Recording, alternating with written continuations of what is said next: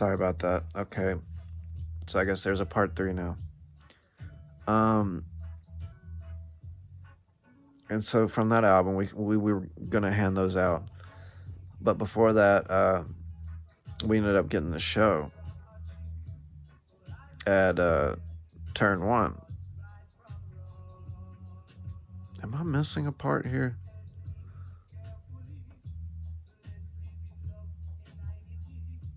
Oh, I am missing a part. Okay, so in 2007, going into 2008, there was this class called School of Rock, where everybody got to play instruments, and at the end of the year, we were supposed to play this big concert. And uh, so we played a bunch of songs together, and Pariah was a thing at that time, but we were still learning our chops. Um, I was praised by the music teacher there, which was really cool and really not cool because I was made fun of by everybody else because nobody else was getting the same praise I was. And but anyways, we played the end of the show, and it was great. That was around the time I think that it started getting to my head a little bit. But anyway, this was right before we made the album, and this was right before we got the concert at Turn One, which is a bar here in Wytheville, and we played that show. And of course, I was high out of my mind, which is one of the things that I'd learned to do because I was like, I'm a rock star. But it was more than that. I had a lot of problems. At the time, I was, what you can't say, I wanted to unalive myself. Uh, in early March 2008, and that was around the time I discovered opiates and Xanax. So that became a problem. Anyways, and at the end of the show, this Turn One show, I smashed my guitar just like in true punk rock and Nirvana fashion. Uh, Pissed the hell out of my mom. Dad didn't care. And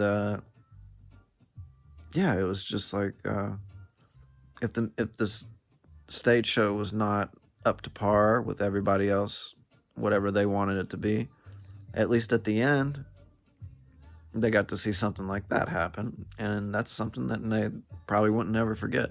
That was my plan. Um, I've always been a little bit of a rebellious person. That's why I've always been drawn to punk rock. Um, so things from there, 10th grade, when I say things got better, 10th grade, no, it was 11th grade at this point. Things got a lot better. After that, I had more confidence than I think anybody had or could have had. Oh my gosh. I was on top of the world. Nothing could stop me. I found a girl, and she really liked me. She came to me, which for me, I had a hard time with girls because of my skin, the body dysmorphia, eczema, all those type things. But at this point, I was on cloud nine. I was just like, all right, everything's coming to the way it's supposed to be going. I should have been going for years because I've always been a loner and wanted friends. I've always been lonely. I lived up on, this is going back too far and gets away from the point a little bit, but I'm just going to go ahead and say that I lived up on this place called Sand Mountain, and I lived on in a house that was kind of secluded by a lot of people. Not to say there wasn't a lot of people that came around, because there was. I saw people a lot, but they weren't friends. They were my parents' acquaintances and friends and stuff. I was always alone. Um, which to a lot of people, they might find that as a curse, which I certainly did. But later on, I found was a blessing because I got to really work on my craft and work on things and to learn things on my own because that's the way my brain works. I am not good in academic situations. And school was a representation of that, and the way they had to medicate me in order to try to get me to stay into it. And then didn't work. I still made bad grades. I still didn't want to be there. I did anything I could to get away from it until 11th grade. Once I had the music thing going, nothing. I'd just go ahead and do all the answers. I wasn't stupid. I knew the answers. I just didn't want to do it. I thought it was all purposeful. I mean, purposeless. Anyway, drugs became a little bit more of a thing. One of the worst drugs you should never do, kids, is Robitussin. You should never, ever, ever, ever touch that stuff. Ever. I was very into smoking weed, of course, but when you put those two together, it really scrambles your brain, and it turns you into someone you're not. And I just had this habit of going back and forth with it because it was the only thing that I had. I was still stuck up on the mountain by myself. But anyway, that scrambled my brain. I had a hard time after that. In a way, it was a blessing in disguise because I wasn't ready. I was too immature to handle what comes with fame and success and the creativity and having all that weight on your shoulders, because I was like the lead guy of the band, at which the other two hated. They could not stand that. They wanted to be a part of the creative process, and I wanted them to be a part of the creative process too. But I was the only one doing anything. Sorry.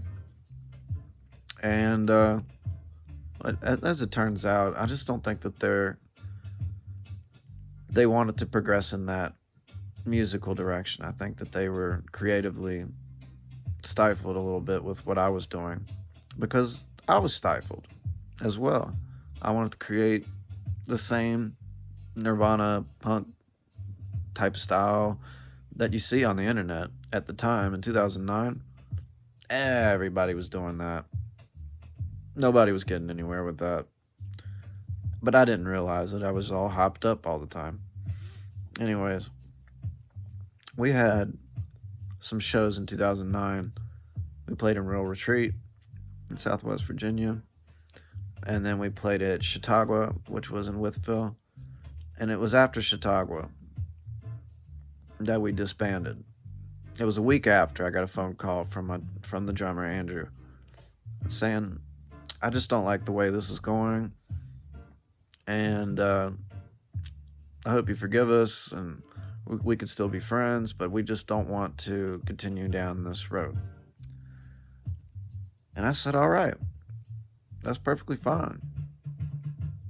Go wherever you think that it is going to be best for you, and in the way that your drumming style is progressing, I understand you want to play the metal type music. And Hunter also, he was more into punk rock. I played in another band with him later, but he still didn't like the way that I would take control. So that didn't work out.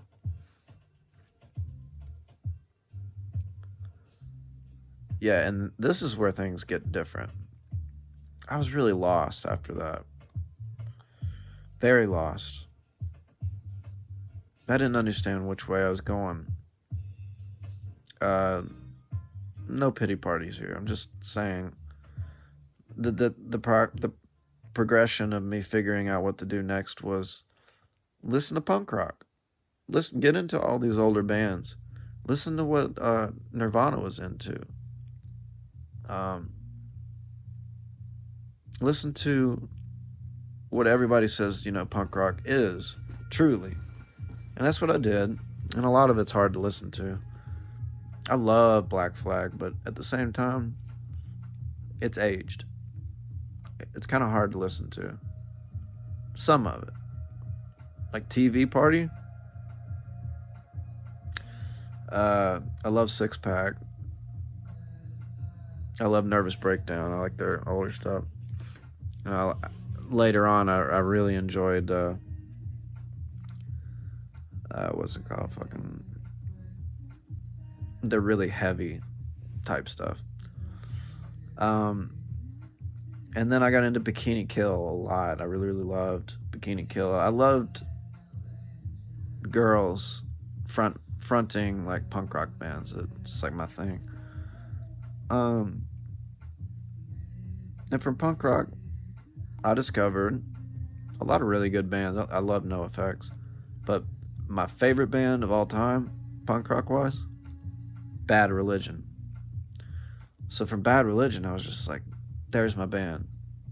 This was the punk rock band that I always wanted to go down that road. And so I learned all their songs and I just practiced constantly. I had a red Fender Mustang. That's all I do. I just play all these covers of these Bad Religion songs.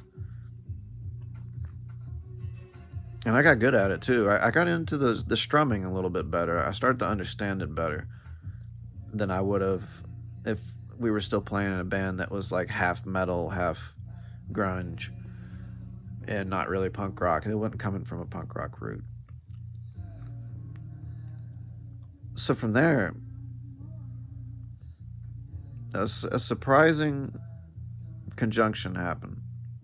Transition. I started hearing this band called Sublime. And the reason why I started listening to them was because Bad Religion, they did a Bad Religion cover of We're Only Gonna Die from Our Own Arrogance. I thought, oh shit, hell yeah. And I listened to it and I was like, I really like this version. What else do they got? And I noticed at the end they had this like different style to it. And I was like, okay, what is this? And everything I listened to was like, this is like hip hop. Like I've never heard it before. This is reggae. What is reggae? What the hell is reggae? You know, nobody in the world talked to me about reggae or brought up the fact that reggae was even around or existed. All throughout my life, I heard reggae and I thought it was just like the dance hall type thing. You know, like Buju Banton, Bounty Killer, Sizzla, those type of things. Sean Paul, and I really liked Sean Paul when I was first getting into music. But anyway, I was like, this is reggae, and so reggae conjoins together with punk rock in a way that I didn't expect, and ska. And I started learning ska and I started learning reggae. Reggae took me a little while.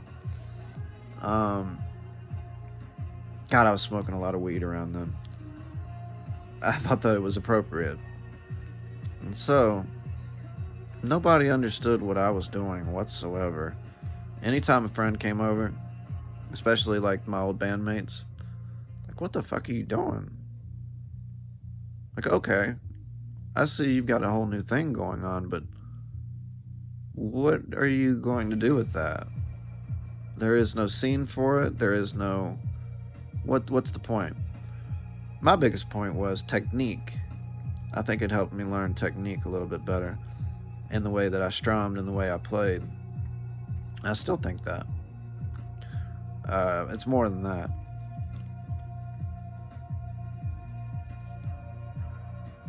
In the end, I think that it conjoins punk rock, hip-hop, and reggae. Reggae, hip-hop, punk. All go together in a way that's really interesting. And ska. And of course, dub. Dub was huge. But that came a little later. Am I going on too long? I'm getting tired. So this was around 2010. That's when I graduated high school. And I was super depressed. I had nobody who really cared about me or wanted to know what I was up to. And they just like confounded by the reggae thing because I became obsessed. That's all I ever did was play reggae. And people just stopped hanging around me. which was fine. Which was fine. I was used to being alone. Like I said, that's just par for the course for me. I lived up in the same place, and I tried to get a place out in town, and tried to get a job, and did all these things. And there's this long cycle of just being like, okay, now I know this music, and I'm learning all these different styles of music. I didn't stop at reggae. I think reggae really opened me up to every single type of rhythm and style and technique. And if you can hear that, that's scientist, King Tubby and scientist. I was given room to do what I wanted to do, and to not have anyone criticize or judge it, which was God given. That was a blessing. And speaking of God, I think that reggae music turned me back to believing in God. I really do. While everybody else was listening to metal, which I really do believe that it dispels negative spirits, because horror genres and metal and brutality and all these things, it's like you're living in that low vibration type of way, and it gets rid of all those things. But it's also like you're outdoing each other's masculinity a lot. I love people in metal. I think they're all teddy bears, really. They're funny as hell. They have a great sense of humor. But I could just never get into the genre. I was so sick of it at that point.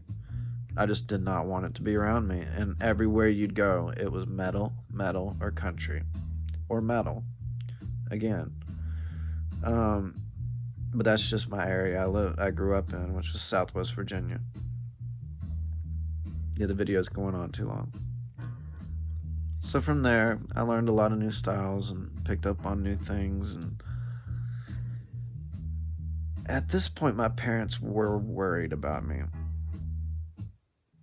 because I was messing around a lot. My mind was kind of not there. I was just in music land all the time, getting high. And, which would worry any parent. I understand it. So I had to get a job. And then from that job, I moved on. I had a couple years, went back to college, trying to get a degree there, trying to make a backup plan. But that backup plan ended up taking longer than I thought, because I worked on that forever. And it kept on going and going and going, and my creativity was not returning to me. I thought that in order to be creative, you had to be high, right? You had to be feeling really good, which is not necessarily true. There's more to inspiration than what meets the eye. And I think I was given the space to just chill and reevaluate everything. See you for part 4.